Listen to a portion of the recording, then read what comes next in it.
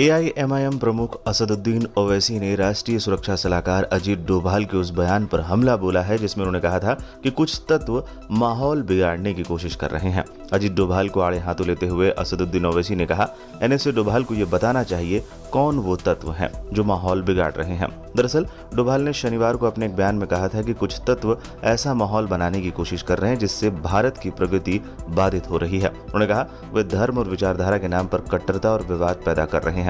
ये सब पूरे देश को प्रभावित कर रहा है। यही नहीं, देश के बाहर भी कट्टरता फैल रही है। दुनिया के अंदर में एक अजीब सा माहौल, कन्फ्लिक्ट का माहौल पैदा हो रहा है। अगर हमें उस माहौल का मुकाबला करना है तो सबसे बड़ी ज़रूरत है कि हमें अपने देश के अंदर, अपने घर के अंदर, अपनी चीज़ों के लिए इस चीज़ को कि हम उसे महफूज रखें, हमारी एकता और एकजुटता जो है बरकरार रहे, हम एक सशक्त मुल्क की तरह आगे बढ़ें।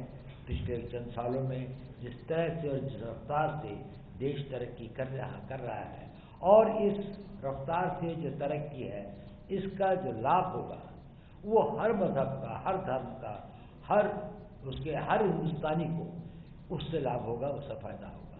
लेकिन कई अनासर, कई फोर्सेस इस तरह की भी एक नेगेटिविज्म का एक माहौल बनाने की कोशिश करते हैं जिससे देश की प्रगति में बाधा पड़ती है, रुकावटें पड़ती हैं। चंद लोग जो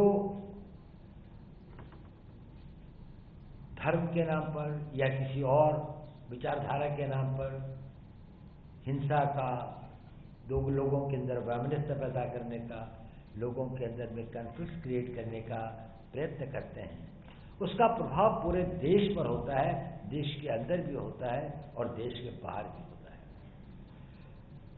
उसका कारण यह है कि एक बहुत बड़ी जनसंख्या, एक बहुत बड़ी मात्रा में लोग, आप जैसे लोग शायद अपनी आवाज़ को उतना बुलंद नहीं करते जितना होना चाहिए। तो माइनॉरिटी, एक बहुत छोटे चंद अनासर की आवाज़, लगता है कि ये शायद हिंदुस्तान की आवाज़ है।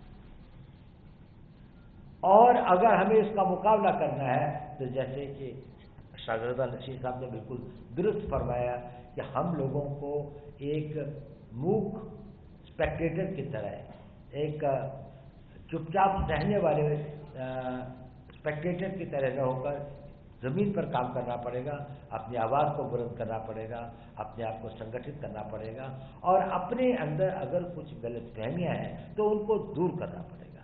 अगर कुछ लोगों के बीच में कुछ गलतियां हैं तो उनको सुधारना पड़ेगा।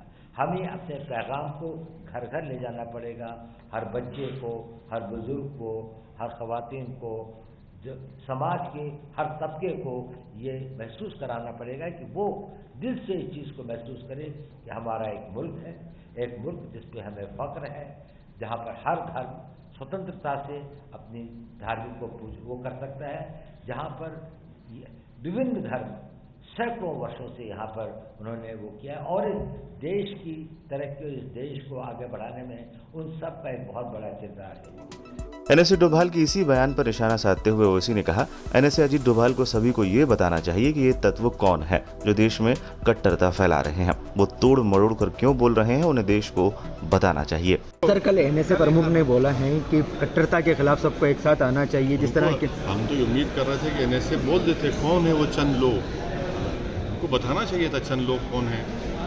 वो अल्फाज को क्यों चाप रहे हैं, बता दें जब देश को कौन है वो। बैन करने की बात वो बताएं ना भाई कौन है ये लोग, हम तो पूछना चाह रहे हैं कि आप पे कट्टरता का आरोप हर कोई लगाता रहता है। पूरे भारत में हम ही कट्टरता है, सब दूध के धुएं। बता दें, डोभाल ने ऑल इंडिया सूफी सज्जादनशीन काउंसिल द्वारा आयोजित एक अंतर धार्मिक सम्मेलन में अलग अलग धर्मों के धार्मिक नेताओं की मौजूदगी में ये बयान दिया था। उन्होंने कहा था कि कुछ लोग धर्म और विचारधारा के नाम पर कट्टरता पैदा कर रहे हैं जो पूरे देश को प्रभावित करता है। इसका मुकाबला करने के लिए धर्मगुरुओं को मिलकर काम करना होगा।